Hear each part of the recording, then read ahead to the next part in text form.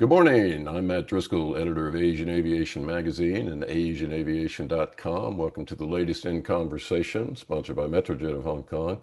Today, we're talking to Jonathan Song. He's in Hong Kong, and he's the Chief Commercial Officer of Plaza Premium Group. Jonathan, good to see you again. Hi, good to see you again, Matt. Thank you so much for having me on your show. Yeah, interesting news in Hong Kong with the cargo crash today, but Yeah, that's unfortunate. Yeah. bad news, very unfortunate. But let's talk about airport hospitality. That's what Plaza Premium Group specializes in. You guys have been busy in the last few months. You opened a new Middle East headquarters. You've got new lounges, New York, London. Give us sort of a quick recap of what's been happening with the group for the past, say, 6 months or so.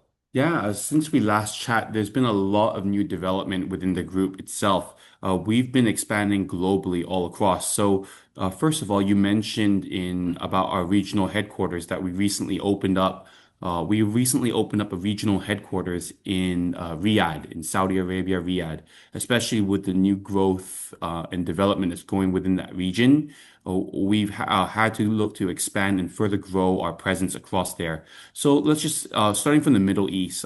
We've started to grow all across Saudi Arabia, from Riyadh to Jeddah, Dammam, and quite recently also into the Red Sea projects that they have as well. So we've expanded there. But then not only that, across the region, we are now in Jordan, in Amman, as well as in Cairo and Egypt. Of course, our presence in the UAE from Dubai, Abu Dhabi, and Oman, Muscat. Of course, we're also looking at other locations as well and within the Middle East, but also extends also to Africa, being in Kenya, in Nairobi, as well as Addis Ababa in Ethiopia. So it's quite extensive across the Middle East and as well Africa region. Whereas within Europe, we've expanded across some new lounges all across London Heathrow, expanded also in London Gatwick, Edinburgh, in Helsinki, as well as our new lounge that's upcoming very soon in Rome Fiumicino. And also big news quite recently is that we've also have now an Aerotel that's expanded also in Spain, in Madrid as well. In the Americas, on the other side of the world, in North America, we've expanded across our new lounges in Vancouver, in some in Montreal, and then also recently we're going to be expanding in new development coming up very soon in a few years' time, which is going to be in the new Terminal 1 of New York JFK as well. And of course, our regional headquarters within the Americas is in Dallas. So naturally, we would also have a lot of expansion happening in Dallas, Fort Worth as well. So it's a whole whirlwind of new expansions and openings all across the world, from Middle East, Africa to the Americas, from north to south, as well as Asia Pacific as well. But I'll leave that details for later on afterwards, and I'd love to share. Well, you mentioned Dallas. That's sort of my home territory. I was That's great. born and raised in Oklahoma, so I'm very familiar with Dallas. Not my favorite airport, actually. Dallas Fort Worth is not my favorite airport for a lot of Mhm. reasons, but it's kind of interesting. I wanted to ask you a question. Why Saudi Arabia for your Middle East headquarters? I'm just curious about that. Oh, right. Well, but certainly there's a lot of expansion that's going on just within the kingdom itself. I mean, we have a huge expansion project from having more than around four to five lounges. We run a hotel there. We run a lot of actually no more than five lounges, actually more than eight actually plus lounges that we operate, and we have a huge growth plan to kind of go in very strong. And then especially if you look into the aviation market, especially in the kingdom, they're growing rapidly in both the infrastructure of airports. The new terminal developments are rapidly growing all across the kingdom, from Riyadh to Jeddah to Dammam and many more. And then when you come into the airlines are also growing. Of course, with Saudi always continuously growing, and then there's a shift. Now there's a new entrant player come on called Riyadh Air. So it's just cementing ourselves for the future because we can see the future growth going to be positioned in that area. And then furthermore, it's a natural hub for commerce as well.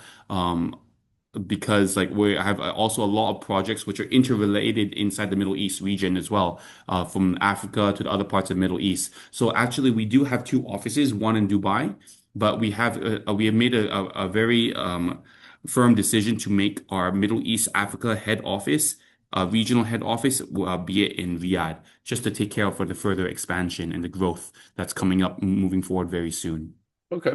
The founder of the company, Song Ahoy C, who is also your dad, Yeah. he was at a conference I read the other day talking about the future of airport hospitality. I obviously wasn't at the conference, which I had been, but give us a recap. What did he say, and what are the points of the future of the industry that he talked about? Yeah. So there are several points, but I want to just highlight some on the key main ones. The first one I'd like to highlight is, the travelers are now no longer just looking for transportation hubs. They're every traveler is different in their own means. They have different needs. They have different profiles. So gone are the days where we can do a one size fits all approach. Whenever people nowadays have choices of where they fly, they have different airlines that they can fly to. They can fly to different aviation hubs. So what's quite important is to provide to do our small part in the overall travel scheme to give a curated travel experiences. So what do we mean by curated? It means that we don't just give one offering across the board. So we realize that there are a lot of discerning travelers. So there are travelers who want maybe a Plaza Premium Lounge only, or they want a more premium offering, such as where they get a la carte dining services. So we created our Plaza Premium first.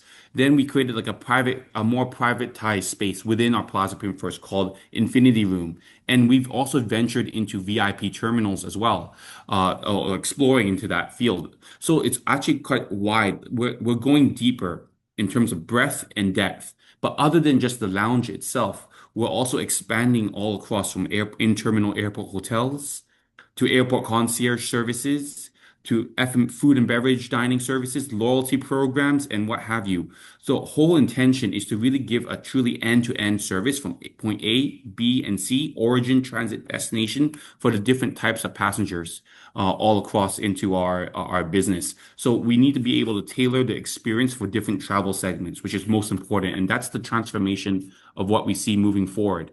And the point that I want to segue into, which is also about this ecosystem play, about giving a curated experience for travel, is being able to enable it not only just by the different products and services that we have within our pipeline or within our ecosystem, but it's also by enabling it using technology. Now our with our we've spent significant resources on technology to be able to interconnect all our different lounges, hotels, airport concierge services, loyalty programs, all under one bucket and under one ecosystem. And this has been enabled us to be able to really deliver to our customers a truly end-to-end experience. And we have the ability to also interconnect with airlines, as well as the airports to also incorporate their services. It can be car parks, it can be duty free, but all of it together as a single basket to be able to give to the traveler to deliver a truly end-to-end journey. So that's really what we've been focusing on in the past, really few months. And that's what my father was summarizing into the future. The vision is, in the end of the day, people will want choices, but we cannot dictate what they want. What we need to do is give them a foundation, a platform for them to be able to design and create their own airport travel journey. And that's where what we've done, both on the technology side as well as the product, service facility size, and partnership side. Okay. We talked a little bit about the development in the Middle East and everything. Let's bring it back closer to home here in Asia. Obviously, TECO just opened here in Cambodia, where I'm based. Beautiful airport. I think they've had a few settling in problems. I was out there not too long ago. You've got, if I'm correct, you have two lounges there. You've got a premium That's correct. first and then the regular lounge. Where in Asia are you seeing an increase in your business, and where in Asia do you see the most promise for Plaza Premium Group? So within the Asia Pacific region, one of our largest and significant growth is actually within the Asia Pacific region. But before I talk about that specific region, I need to also explain like what you highlighted on, which is our development of how we did two different lounges, one called Plaza Premium Lounge and one called Plaza Premium First. It's very clear that, as I highlighted before from what Mr. Song mentioned, is that there is no one size fits all. There are different discerning travelers and expecting different expectations. So we've already made it a very firm decision. So in other parts in Asia Pacific, in Hong Kong, in Macau, in Kuala Lumpur, in Jakarta, we already have made a Plaza Premium Lounge and Plaza Premium First to differentiate the customer profiles all across. And recently, of course, in Teco International Airport, be it in Phnom Penh. So that's quite important. So when we focus our growth a lot in the locations where it has the busiest air traffic routes, the busiest airports, and so forth, and also the largest segment of outbound travel from that origin market. So as an example here, five out of the top 10 best airports of Skytrax was actually all in Asia. So naturally, it's a very competitive space. It's a space that we need to continue to thrive in and continue to be in. Four out of the five busiest air routes were all in Asia Pacific. Once again, from Hong Kong, Taipei, Incheon to Narita, or Kuala Lumpur to Singapore, or in some cases even Singapore to Jakarta, you name it. So it's very important to be in this space altogether. So that growth is only growing ever more. And the people are now actually becoming more discerning. They want different types of services. So that's why we've expanded our Plaza Premium Lounge in some key hub markets, as well as our Plaza Premium First Lounge brand inside that market to be able to really to give a wide breadth of different kind of service from premium offerings as well as for the general public. So, and at the same time, it's not only focused on these two lounges types, but we've also expanded other services from concierge services as well. So it's a very busy region altogether. And the last point I want to make is I highlighted not just on the busiest routes or the top best airports, but it's also on the potential of some key markets. Three key markets I want to highlight here, actually, in fact. One is China. I mean, China has had its challenge for our business. It has its challenges in the past, still coming out of COVID, but the domestic travel really recovered and ramped up very fast. But at the same time, the international traffic had slowly recovered, but it's recovering. And nonetheless, we can't ignore that it's still one of the largest outbound markets out there. So a lot of the locations that we also develop and operate is really focused on the outbound of where China travelers are flying over towards to. Uh, Particularly like let's say more closer to Asia, closer to home in Asia Pacific. They may be flying to Hong Kong, Japan, Korea, or parts of Southeast Asia and what have you.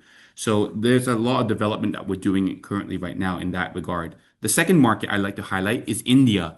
India itself is going through a massive transformation, massive change across over the past few years. There's new airports being developed quite recently. I was just there for the inauguration of the Navi Mumbai International Airport in Mumbai.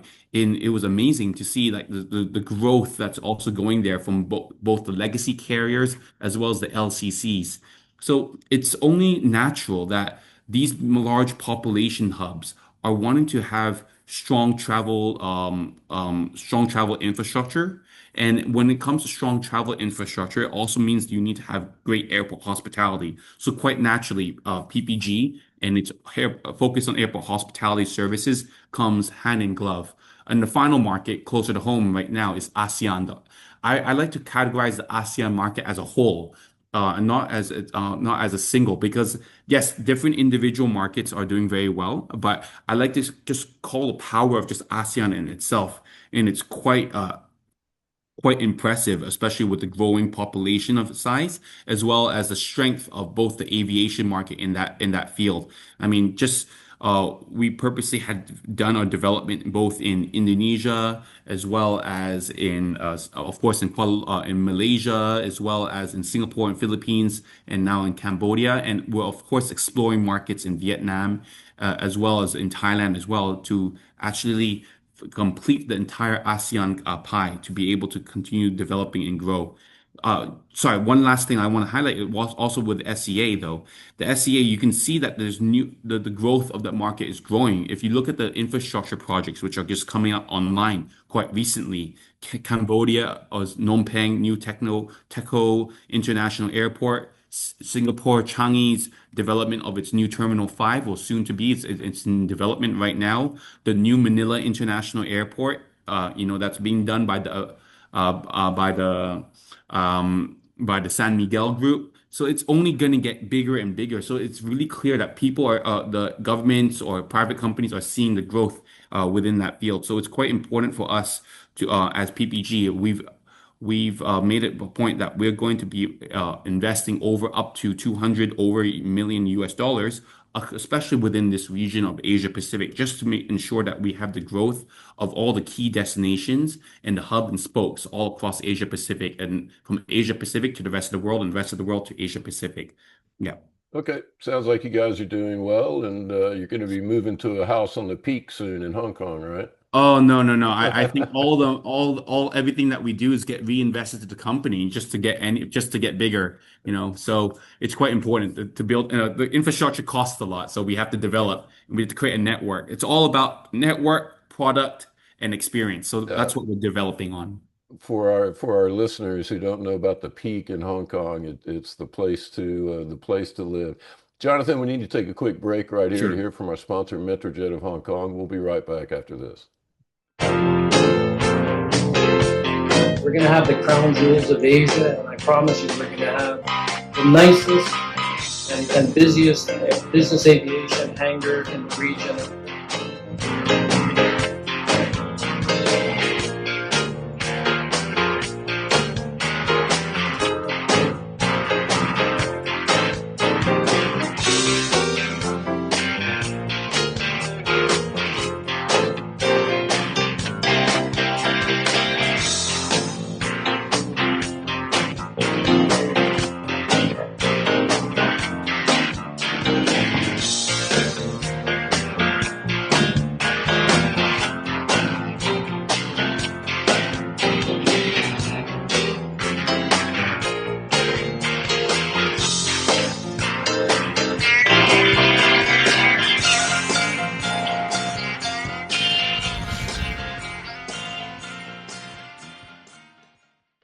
And we're back. We're talking with Jonathan Song. He's the Chief Commercial Officer of airport hospitality company Plaza Premium Group.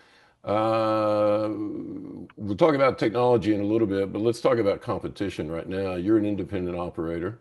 You're not really tied to any one airline or anything, although you do deals with airlines. Eh, I've seen there's been a lot of news stories about the lounge business, particularly in the US. Premium travel is coming back. People are buying business class, first class tickets where they still exist. Um, Amex has got their Centurion Lounge, and Sats has lounges that I've been in before, and they're okay. But what is the competitive landscape for you? What are you looking at as Chief Commercial Officer? You're saying, okay, these guys are doing this, we need to do that. What's the competition like out there? Well, first of all, I just need to highlight. I mean, I wouldn't really classify as necessarily a competition. I think what it's not. Let me see if I can just clarify on this point. The point is, a lot of us are in our own fields, and doing it for the different general purposes. So for us, as PPG, we are solely 100% focused on delivering airport hospitality services for everyone, regardless of your airline or regardless of your class of travel.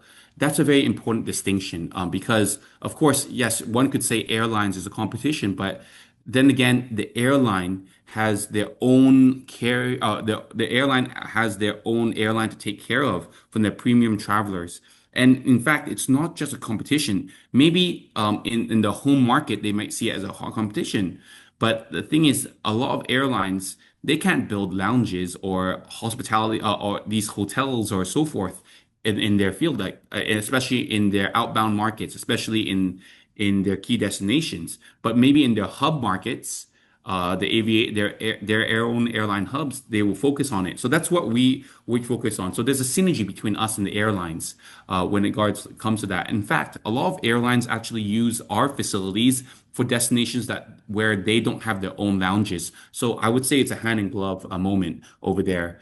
And as well as there are, yes, certainly the ground handlers who have their lounges as well, but they usually would operate in locations taking care of their airline partners that are within that they also take care of with ground handling as well. But the difference with PPG, we are purely airport hospitality services and facilities company, but not only just focusing on just one specific location, but we are global, worldwide, and we're not just focused on lounges. We focus on the whole ecosystem experience, from lounges, hotel, concierge services, to food and beverage, to loyalty programs, and the underlying technology all behind it. So you will not find actually many other companies who actually delve into our space, maybe in one or two, but actually as a whole, as an ecosystem, not much. And of course, we're also looking into the upper premium market as well. So quite recently, we launched out a program called Beyond First. So this was recently launched in Hong Kong, and we intend to expand this globally. So what is Beyond First? It's a bespoke travel experience that combines the luxury of our Plaza Premium First lounges with the personalized services of ALLWAYS airport passenger services, which includes a luxury limousine pickup, expedited check-in, porter services, and assist, and buggy transportation to the gate. So we really truly deliver a truly end-to-end. And we're seeing this trend more and more so that actually everyone is now looking for more premium services. You can see all the airlines, you can see the banks, they're all competing within this space because the growth of that space is even getting even bigger. People are demanding more. And in fact, to a certain extent, I would even argue, if you look at the LCCs, even they are actually moving towards this space as well. They're not just forever just focused on just one single class. They also started creating premium cabins as well. And we're also working together with them as well. So altogether, it's a very wide blue ocean space that I think has a lot of great future moving forward. You talked about an ecosystem earlier, and that made me think about sustainability. It's a big topic these days in the industry. I have my doubts that the industry overall, airlines especially, are going to be net zero by 2050. I'm cynical that way. But for airports, it seems to be a bit easier because it's a fixed facility.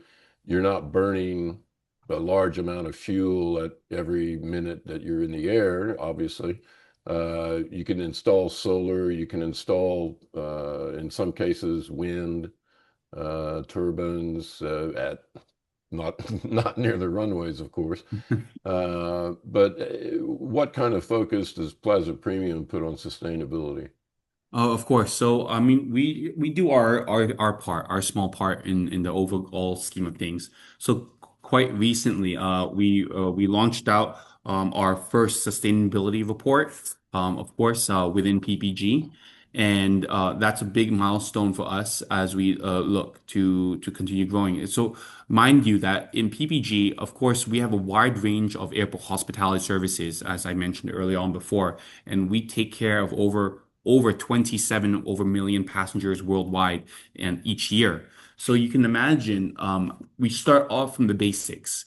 A lot of our business is within the lounge field. So you can imagine the food consumption can be quite extensive. So just starting from the food consumption, we already have taken initiatives to minimize upon food wastage.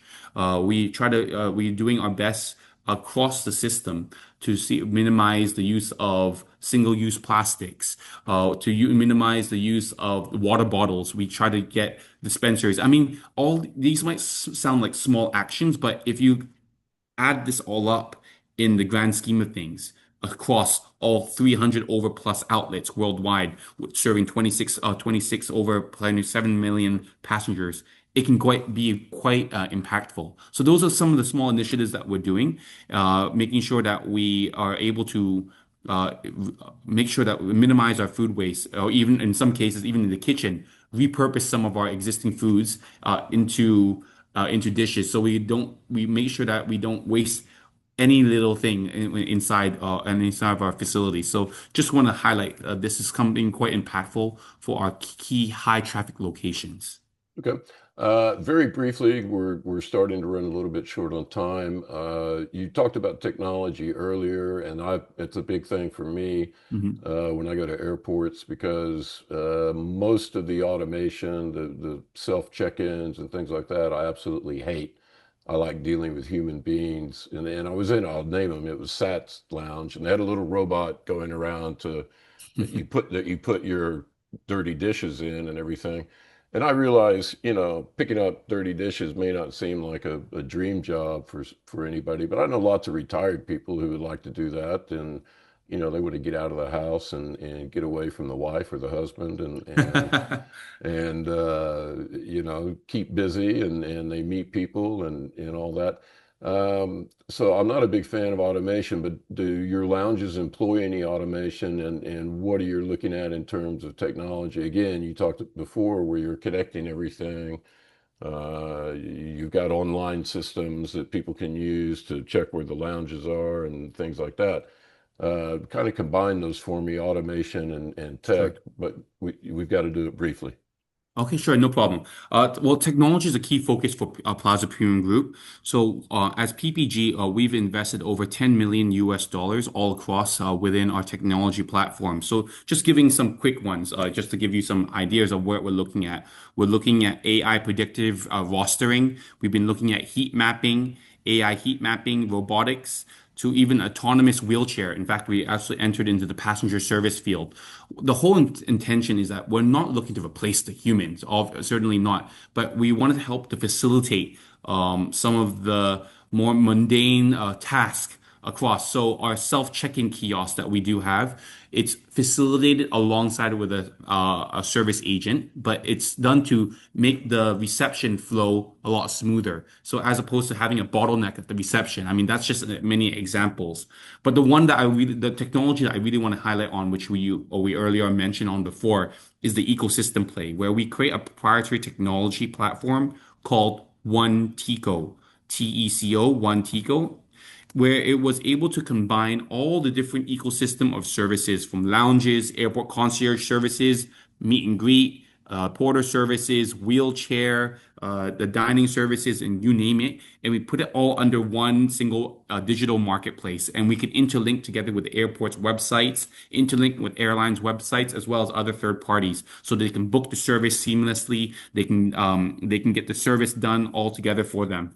And then finally, of course, we have our Smart Traveler program, which is our loyalty program that we recently launched out. And that means that anyone that comes to our outlets worldwide can actually stand to earn points across, and those points can then be used to redeem all across our wider ecosystem as well. So this is something that's quite new that we've launched out, and keep posted at this space because it'll be very interesting, and I'm sure it'll be a very different story that I'd highlighting together with you in the next few months or year time. Okay, Jonathan, last question. I always try to end these shows on a bright note. What do you have on your plate that you're really looking forward to at PPG over the next 6 months? Oh. Well, I'm certainly looking forward to, how as PPG, of course, expanding our network in all the key locations from the top 100 busiest airports and the busiest air routes. But more importantly, I think as PPG, I'm very excited for the fact that we can expand our program of services and facilities beyond just lounges. That's quite very important for us because it's really to be able to deliver a truly end-to-end service. And that for us is quite magical, and ability to actually use our loyalty program to then be able to interconnect the possibilities are endless. So hence we're very, very proud that we're doing this, and we're going to continue on.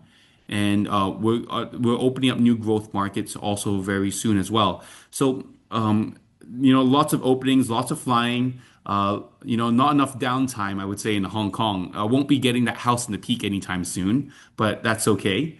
So we'll just continue pressing on, and as an entrepreneurial family, as an entrepreneurial business, we want to make a difference, and we want to set our legacy to be able to, make sure that we set the foundations for greater airport hospitality worldwide. Well, you could always get a house at Repulse Bay. That's pretty nice too. I think Repulse Bay is now just as expensive than the peak now. Maybe you have to come back. We'll get an update on the real estate market over a beer. Well, I used to live on Llama Island because I'm just a poor journalist. So No, no, no. Oh, anyway, I live in the airport just because it's just closer to home. yeah, And I'm sure you've got lots of miles on your frequent flyer cards Mm, as well. certainly. Jonathan, that's all the time we've got. Jonathan Song, Chief Commercial Officer at Plaza Premium Group. Thanks for joining me in conversation.